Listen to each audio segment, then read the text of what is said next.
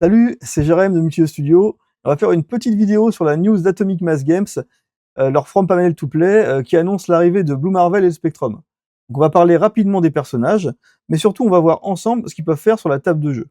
Donc là on voit à gauche Monica Rambeau, donc Spectrum, et à droite Adam Brashear, Blue Marvel. On va noter quand même que les deux figurines sont relativement simples, hein, mais après, il faut voir quand même qu'elles sont très bien sculptées. Leurs petites volutes d'énergie vont les rendre très très sympathiques à peindre et rendront très très bien sur la table de jeu. Moi, elles me plaisent hein, d'entrer les figurines. Ensuite, ce qui nous intéresse, donc Blue Marvel, Adam Brashear. Donc, petite origin story très très légère. Euh, Adam Brashear, on est sur un personnage d'un niveau de puissance très très élevé, hein. On est sur un gars qui pourrait tenir tête à Sentry, hein, une sorte de Superman dans l'univers Marvel. Il pourrait mettre des claques à Hulk sans trop de problèmes. Il a acquis ses pouvoirs par l'explosion d'un réacteur d'antimatière. Il essaie de contrôler en fait avec ça l'énergie de la zone négative.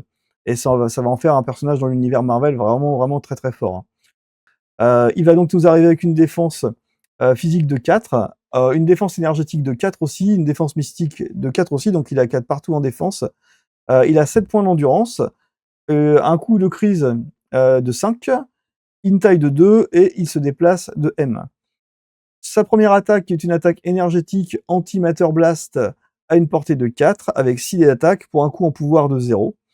Après que cette attaque est résolue, ce personnage gagne autant de pouvoir que de dommages infligés. Et si les dés affichent un wild, donc un remarquable, il va avoir l'effet étourdi. Après que cette attaque est résolue, le défenseur gagne la condition spéciale étourdi. La deuxième attaque, qui est énergétique aussi, Let Loose. Donc là, si les dés affichent... Alors, Let Loose, c'est quand même une attaque aussi en zone 2, donc sur une portée 2, c'est en zone. Donc il faudra bien se placer pour la positionner, surtout pour un coup de pouvoir 5. Par contre, ce qui est cool, c'est qu'il y a quand même 8 dés d'attaque, ça doit quand même un petit peu arracher. Et donc, sur, en plus, un résultat critique et un résultat remarquable, il y a Energy Pulse. Après que chaque attaque a été résolue, infligez un dommage à chaque autre ennemi à portée 2 de ce personnage. Et ce personnage va perdre un point de pouvoir. Donc déjà, vous êtes sûr de mettre des 1 à tout ce qu'il y a autour. Ça, c'est quand même super cool. Pour achever, bon, après c'est cher évidemment, mais pour achever, c'est extrêmement puissant. Ensuite, on va avoir Time's Up pour un coup en pouvoir de 3. Choisissez un terrain interactif ou un personnage ennemi, chacun de taille 4 ou moins et à portée 3. Et lancez-les de M. Ce super pouvoir ne peut être utilisé qu'une seule fois par tour. C'est un super pouvoir de projection relativement classique quand même. Donc il a en réactif Antimatter Barrière pour un coup de pouvoir de 3. Quand ce personnage ou un autre personnage allié à portée 3 défend, durant l'étape de modification des dés, ce personnage peut utiliser ce super pouvoir. Le défenseur peut relancer n'importe quel nombre de dés de défense en incluant même les résultats failures qui normalement ne peuvent pas être relancés. Donc ça c'est cool. Donc il peut même relancer les crânes, donc les échecs, et ça c'est fort. Donc en passif, il a Hyper Cosmic Awareness. Quand ce personnage lance les dés, après que les effets ont été résolus, il gagne un pouvoir s'il a lancé au moins un crâne. Donc s'il a fait un failure, un échec, il va récupérer un pouvoir. Donc on a envie de lancer des échecs avec Blue Marvel. Donc ça c'est super cool. Living Antimatter Reactor. Alors quand il attaque, défend ou esquive, ce personnage peut ajouter les résultats de ses échecs à son total de succès. Vraiment encore pour augmenter la mécanique. Donc ça fait que vous avez des dés quand même un petit peu plus sympathiques, parce que moi j'en lance tout le temps des crânes. Je pense que c'est il n'y a qu'une face, je crois, sur le dé, mais je crois qu'il n'y a qu'une face sur le dé, celle que je sors le plus souvent. Si on regarde sur sa face blessée, on voit qu'il va perdre un point d'endurance, mais au-delà de ça, il n'y a rien qui change. Tout est pareil. Tout est pareil. Il va arriver avec, par exemple, une carte, The Man of Marvels. Donc il faudra être affilié Mighty Avengers. C'est en actif. Durant l'activation de Blue Marvel, il peut dépenser 3 pouvoirs pour jouer cette carte. Blue Marvel et chaque autre personnage allié à portée 3 choisissent un des effets suivants. Alors du coup, on a soin d'antimatière, antimatière healing. Ce personnage retire jusqu'à 2 dommages de lui-même. Energy Creation, ce personnage gagne un pouvoir. Et Particle Manipulation, on place ce personnage à portée 1 de sa position actuelle. Donc c'est quand même ultra bien parce qu'on va avoir... déjà, on peut... alors, il y a des biens, il y a des pas bien. Il faut avoir, pour en bénéficier au maximum, je dirais, 3 autres figurines à portée 3 de Blue Marvel qui lui s'inclut. Ça veut dire qu'on peut avoir des bonus sur 4 figurines pour un coût de pouvoir de 3, ce qui rend la carte relativement sympathique. Après, dans un jeu d'objectifs, est-ce qu'on aura évidemment envie d'avoir 3 figurines à portée 3 de Blue Marvel? Ça, j'en suis beaucoup moins sûr. Mais déjà, si on en cale 2, 3, enfin 2 à côté de lui et tout, c'est quand même bien cool. Soigner par exemple 6 points de dégâts, ça fait toujours plaisir. Et on va pouvoir, ça reste relativement, il y a 3 effets qu'on doit pouvoir s'adapter, on doit pouvoir s'adapter. Donc ouais, non, pour moi, c'est une carte sympa, à tester évidemment. Donc on arrive sur Spectrum, donc Monica Rambeau. Donc elle, c'est Captain Marvel 2, c'est Pulsar, c'est Spectrum aussi. Je vais aller encore un autre blaze ou peut-être deux, mais elle avait pas mal de blazes dans l'univers Marvel. Elle est très très forte aussi. Elle est capable de copier en fait tous les spectres du champ électromagnétique, donc elle peut se transformer en UV, en infrarouge, en lumière, en laser, enfin tout ce que vous voulez, elle est capable de se transformer. Elle vole à la vitesse de la lumière, enfin elle se déplace à la vitesse de la lumière. Elle peut balancer des rafales d'énergie, donc bon, un personnage cosmique ultra puissant.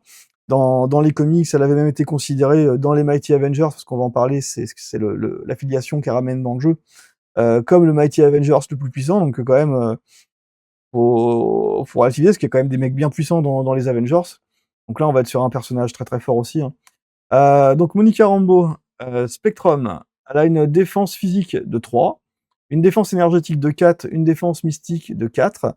Elle a une endurance de 6, une valeur de crise de 4, une taille 2, et elle se déplace à elle, ce qui pour moi est un minimum pour elle, hein, vu la vitesse dont je viens de parler, évidemment, elle se déplacerait moins vite, ça serait compliqué. Sa première attaque est physique, c'est Gamma Strike. Elle a une portée 2 pour 6 dés d'attaque pour 0 de pouvoir. Après que cette attaque est résolue, ce personnage gagne 1 de pouvoir. Et donc, si les dés affichent un wild, donc un remarquable, après que l'attaque est résolue, le défenseur gagne la condition spéciale étourdi. Donc mettre des étourdis pour 0 de pouvoir, à 6 dés, ça fait toujours plaisir. Sur une portée 2, c'est un peu court, mais bon, pourquoi pas. Photon Blast, donc elle est sur une attaque énergétique. On est sur un Beam 4, donc ça c'est quand même très très bien, hein. Ça fait plaisir le Beam 4. Sur un mauvais positionnement de l'adversaire, on peut faire mal. Après, on est sur une attaque à 4D, mais pour 0 de pouvoir. Et après que chaque attaque a été résolue, ce personnage gagne un pouvoir. Donc évidemment, il y a moyen de faire des miracles, de récupérer beaucoup de pouvoir si on arrive à toucher beaucoup de figurines avec le Beam 4. Évidemment, ça dépendra beaucoup de votre placement et de celui de l'adversaire. Après, quand on voit, parce que là je vois un petit peu la fiche, ses stats, est-ce qu'on a envie de gagner beaucoup de pouvoir avec elle? Je ne suis pas sûr, mais peut-être avec l'affiliation Mighty Avengers, mais on va y venir. Donc ensuite, on a, pour une attaque physique, Pulsar Wave, portée 3, 8 dés d'attaque, toujours pour un coup de pouvoir de 0, donc elle est vraiment relativement... dépense pas de pouvoir, et ça c'est cool. Alors, avant de choisir une cible, ce personnage choose, oui, quel est le type de cette attaque? Et là, le type d'attaque, il pourrait être soit physique ou soit énergétique. Donc, bon là, ils mettent physique au départ. Évidemment, si si la figurine de ennemi est plus faible en défense énergétique, bon bah vous passerez forcément en défense énergétique. Après que cette attaque est résolue, on place cette figurine à portée 1 de sa position actuelle. Ça, c'est quand même très bien aussi, hein. De toute façon, c'est un jeu de déplacement, hein, MCP, hein. Donc, vous déplacer, ça vous fera toujours plaisir. Si le dé affiche un remarquable, elle peut faire un throw, donc un lancer, avant que les dommages soient infligés. Si le défenseur est de taille 4 ou moins, ce personnage peut le lancer au loin de M. C'est cool. Alors, Elle a donc sa faculté d'affiliation Mighty Avenger, Stronger Together Than Apart. Ça veut dire meilleur ensemble que seul, en gros. Donc une fois par tour, quand une figurine alliée doit gagner un pouvoir ou plus, il peut choisir d'en gagner un de moins en pouvoir. S'il fait ainsi, après que l'effet a été résolu, on choisit une figurine, un personnage allié, le personnage gagne un pouvoir. Donc ça permet, quand vous devez gagner du pouvoir, d'en transférer un. Donc vous gagnez pas ce pouvoir et vous en transférez un à un pote et n'importe où sur la table.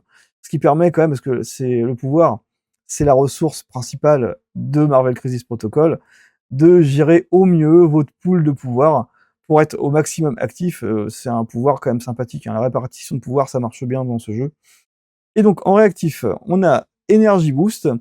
Quand ce personnage ou un autre personnage allié à portée 4 de ce personnage fait une attaque, durant la création de la réserve de dés d'attaque, ce personnage peut utiliser ce super pouvoir. L'attaquant, le personnage attaquant ajoute 2 dés à son dé d'attaque. Ce super pouvoir peut être utilisé une fois par tour. Donc plus de dés, ça fait toujours plaisir. Et plus de dés potentiellement sur un personnage qui est déjà fort à côté, pourquoi pas aussi, hein. Pourquoi pas, moi je suis preneur. Tout ce qui permet de manipuler les dés, c'est bien. Et on a Multispectrum Énergie Absorption. Quand ce personnage défend contre une attaque, pour chaque remarquable dans le dé de défense, il peut changer un dé de l'attaquant qui affiche un critique, un remarquable ou un dégât en résultat blanc. Ce personnage gagne un pouvoir pour chaque dé changé de cette manière. Donc c'est bien, ça permet quand même de changer les résultats de l'adversaire sur sa défense. Par contre, vous lui donnez du pouvoir. Après, évidemment, si vous tuez la figurine ennemie, on fout, hein. Donc elle vole, et elle est immunisée au saignement, à l'incinération et au poison. C'est quand même sympathique aussi. Le vol, ça simplifie quand même un petit peu la vie. Donc là, on est sur sa face blessée. On peut voir que ses stats ne changent pas, et ses pouvoirs, ça a l'air d'être les mêmes, hein. Je vois rien qui change. Non, tout est pareil. Donc on est quand même sur une figurine peu consommatrice en pouvoir, mais bon, qui en consomme un petit peu quand même pour faire des énergies boost, qui a une faculté d'Avengers, de Mighty Avengers, pardon. Donc elle va ramener cette nouvelle affiliation dans le jeu, à savoir que Blue Marvel l'aura aussi, hein, vu qu'on peut le voir sur sa carte. Qui rejoindra ensuite cette équipe-là. Il pourrait y avoir plein de monde, il pourrait y avoir Luke Cage, enfin bon, je vais pas vous faire la liste, il pourrait y avoir énormément d'Avengers, Captain Marvel, tout ça. Mais j'ai hâte de voir ce que ça va donner. Alors, qu'est-ce qu'on a ensuite? Ensuite, on a des cartes. Donc on a Strange Adventures, donc c'est sans affiliation, c'est réactif, et donc quand Elsa Bloodstone ou Monica Rambeau font une action d'attaque, après que l'action a été résolue, elles peuvent chacune dépenser un pouvoir pour jouer cette carte. Donc le personnage qui est attaqué peut avancer de M, quand les autres personnages qui ont joué cette carte peuvent faire une attaque avec un coût de 0, ciblant la même cible que celle qui a été attaquée par cette action. Ça c'est quand même sympathique. C'est tous dessus en vrai. Alors on a aussi The Ultimate. Alors il faut être Mighty Avengers. C'est une action active. Durant l'activation d'un personnage Mighty Avengers, n'importe quel nombre d'alliés Mighty Avengers peuvent dépenser un pouvoir ou plus pour jouer cette carte. Donc l'activation des personnages fait qu'ils gagnent l'attaque Empowered Assault, montrée ci-dessus. Donc si on regarde Empowered Assault, on voit que c'est une attaque physique à portée 3, 0 dés, 0 de pouvoir. Avant de choisir une cible, ce personnage choisit si l'attaque sera de type physique ou énergétique. On ajoutera un dé à cette attaque, un nombre de dés à cette attaque égaux au nombre de pouvoirs dépensés pour jouer cette carte. Donc ça peut monter. Ensuite, si ça affiche un dé remarquable, on aura énergie overload.